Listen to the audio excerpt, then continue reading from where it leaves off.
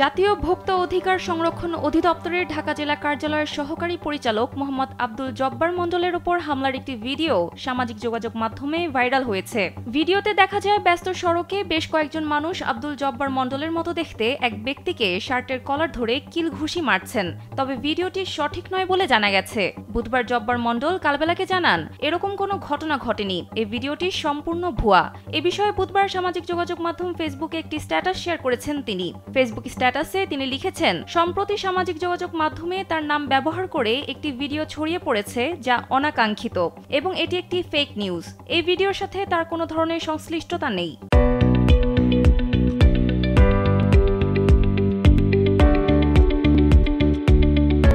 সেই সঙ্গে তাকে সবার প্রার্থনায় রাখার কথা বলেন। এর আগে মোহাম্মদ আব্দুল জব্বার মণ্ডলের নামে ভুয়া ফেসবুক অ্যাকাউন্ট এবং ফেসবুক পেজ খোলায় থানায় জিডি করেছিলেন তিনি। 31 মার্চ তেজগাঁও থানায় তিনি এই জিডি করেন।